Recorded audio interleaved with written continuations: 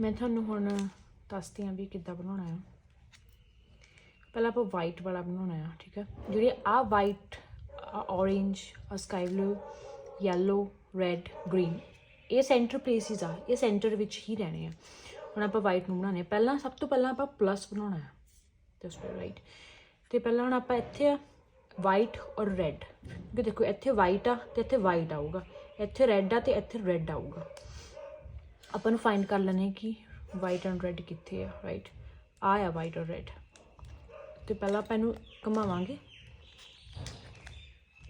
आ देखो इत्थे आ गया, पर हुण ये की आ, रैड इत्थे आ, वाइट इत्थे आ।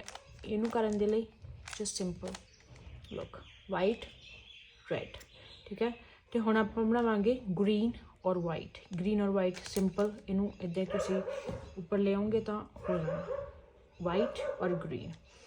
नाउ ऑरेंज और वाइट, पहला फाइंड करो कित्थे है ऑरेंज और वाइट। ये तो अपन मिल चुका है, पर जे अपन इदां उपर लैके आवांगे जस्ट ये ट्विस्ट हो जाना है, ठीक है। हुण अपन करन दे लई सिंपली दैट्स इट।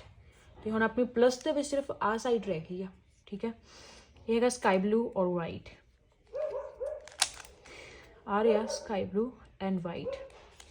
इनू सिंपली उपर ले आवांगे तो अपना प्लस बन चुका है, ठीक है। हुण आपां साइड कॉर्नर्स करने हैं, ठीक है। इन्हां दे लई एल्गोरिथम ईजी है, ठीक है। इत्थे आपां दो जिहड़े दो रंग सीगे वो वाला बॉक्स आपां यूज़ करते सी, इत्थे वाइट और ऑरेंज, वाइट और स्काई ब्लू, वाइट और रैड, ठीक है। हुण इत्थे आपां इत्थे तीन आ, 1 2 और 3, ठीक है। ये हुण इत्थे 3 वाला लगना है। इत्थे किहड़ा कलर आ, sky blue, orange and white, ठीक है। ये कलर फाइंड करना sky blue, orange and white, पर ये इत्थे आंदा, ये आपां इत्थे लेके जाना। सिंपली घुमा लिया, प्लस का प्लस इत्थे है ते आ गया इत्थे, कित्थे गया, ओके या हियर इट इज। इनू की करना down left up right, down left up right, down left up.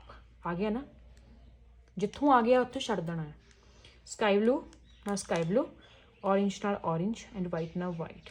जो तुसीं एक साइड कंप्लीट करनी है उदों ध्यान देना कि जी आ वाली चीज़ है ना, ये भी इन्हां इहदे रिकॉर्डिंग बननी चाहिए है, जो सेंटर पीसिस है, ठीक है। हुण आपां एक कॉर्नर कंप्लीट कर लिया।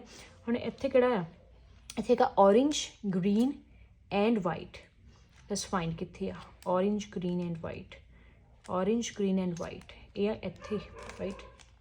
घुमा लिया उन्होंने, जिथे तुसीं वो चीज़ वो बॉक्स लगना है ना, वो उत्थे उहदे नीचे ले जाना है ना। इत्थे आपां इत्थे लगना है राइट, इत्थे इत्थे अपने को हैगा। सिंपली उही एल्गोरिथम डाउन लैफ्ट अप, ये 2 स्टैप च लगना। ये उन्ने टाइम करी जाना जिन्ना टाइम वो चीज़ अपनी राइट प्लेस पर नहीं आती। जो आ गई उत्थे तुसीं लीव कर देना। हुण तुसीं देखो आ बन चुका है राइट, आ भी कॉर्नर बन चुका है। हुण इस 2 कॉर्नर रह गए, इस कॉर्नर की बारी है। Green white and red, green white red, इनू इत्थे घुमा लो। सिंपली आपां कर लिया, इत्थे लगना है डाउन लैफ्ट अप, ये भी जल्दी लग गया, ठीक है। ये चीज़ बन चुकी है। हुण अपना सिर्फ एक कॉर्नर रह गया, एक साइड दे बन जो। सिंपली लभ लो भी वाइट कित्थे आ, okay here it is, that's it, बन चुकी है। अपनी एक साइड बन गई है। इहदे नाल अपनी फर्स्ट लेयर, इनू कहते फर्स्ट लेयर, वो भी बन चुकी है। जो थोड़ी फर्स्ट साइड बन जानी, तुसीं इहनूं तक घुमा लेना, ਉਹਦਾ ਆਪੋजिट ले आना।